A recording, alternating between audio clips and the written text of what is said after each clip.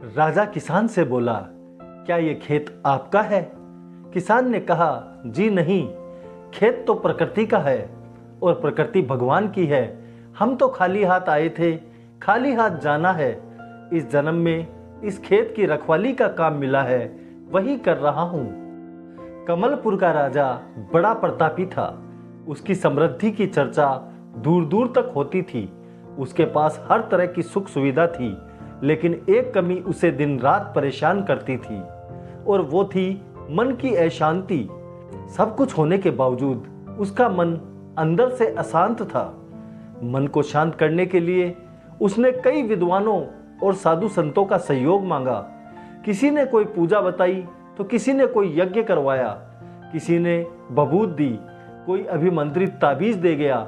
सारे जतन किए, फिर भी राजा का मन शांत नहीं हुआ। वो सारी रात अपने कक्ष में चक्कर लगाता, पर उसे नींद नहीं आती।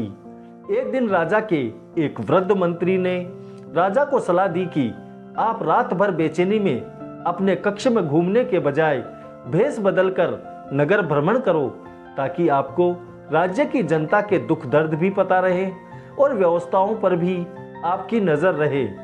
इसके अलावा आप जब जनता के बीच जाओगे तो आपको अकेलेपन की बेचैनी भी परेशान नहीं करेगी, आपका मन लगा रहेगा। राजा को मंत्री का सुझाव पसंद आया। उसी रात राजा भेष बदलकर नगर भ्रमण पर निकल गया। घूमते घूमते वह एक खेत के पास से गुजरा, तभी उसकी नजर पेड़ के नीचे बैठे किसान पर पड़ी। किसान ने फटे पुराने वस्त्र पहने हुए थे। किसान को फटे हाल देख राजा के मन में आया कि वह किसान की कुछ मदद करे, ताकि उसके जीवन में भी थोड़ी खुशियां आ जाएं। राजा किसान के पास जाकर बोला, क्या ये खेत आपके हैं? किसान ने कहा, जी नहीं, खेत तो प्रकृति का है और प्रकृति भगवान की है। हम तो खाली हाथ आए थे, खाली हाथ जाना है। इस जन्म में इस खेत की रखवाली का काम मिला है, वही कर रहा हूँ। इसके बदले इसे जोतकर अपना गुजर बसर कर लेता हूँ। राजा किसान की बात से बहुत प्रभावित हुआ। उसने उसे 4 स्वर्ण मुद्राएं देते हुए कहा कि मैं एक व्यापारी हूँ, इधर से गुजर रहा था। आपकी सत्यनिष्ठा और ईमानदार कथन से प्रसन्न होकर आपको ये स्वर्ण मुद्राएं उपहार में देना चाहता हूँ। कृपया इन्हें स्वीकार करें। किसान बोला, नहीं सेठ जी, यह मुद्राएं मेरे किसी काम की नहीं हैं। इन्हें आप ही रखें या किसी और को दान कर दें, मुझे इनकी कोई आवश्यकता नहीं है। किसान की यह प्रतिक्रिया राजा को बड़ी अजीब लगी। वह बोला, धन की आवश्यकता किसे नहीं होती भला? आप लक्ष्मी को ठुकरा रहे हैं। किसान मुस्कुरा कर बोला, सेठ जी, मैं रोज 4 आने कमा लेता हूं और उतने में ही प्रसन्न रहता हूं। राजा चौंक कर बोला, क्या आप सिर्फ 4 आने की कमाई करते हैं और उतने में ही प्रसन्न रहते हैं? यह कैसे संभव है? किसान हंसने लगा और बोला, सेठ जी, प्रसन्नता इस बात पर निर्भर नहीं करती कि आप कितना कमाते हैं या आपके पास कितना धन है। प्रसन्नता उस धन के उपयोग पर निर्भर करती है। राजा ने गंभीर होकर पूछा, तुम इन 4 आने से क्या क्या कर लेते हो?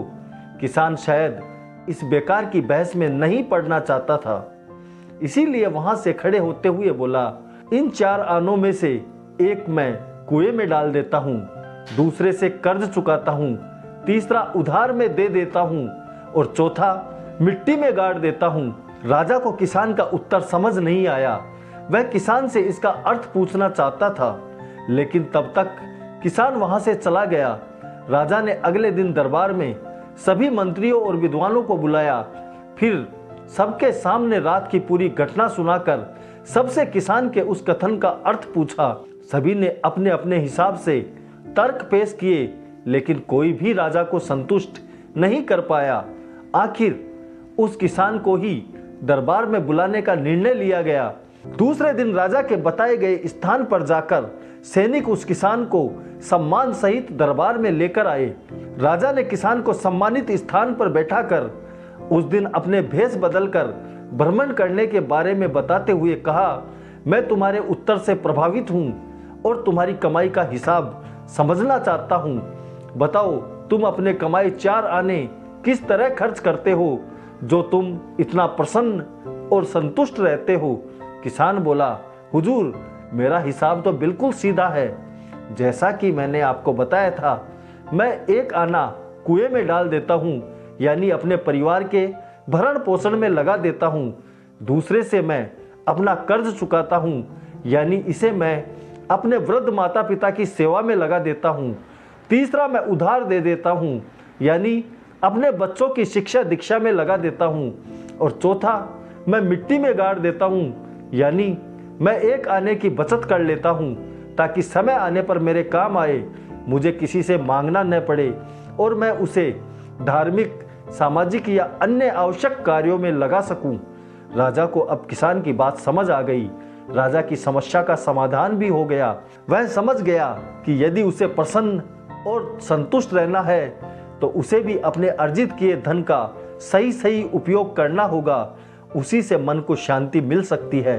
कहानी पसंद आई तो इसे लाइक करें, कमेंट कर अपने विचार प्रस्तुत करें। चैनल को सब्सक्राइब जरूर कर लें।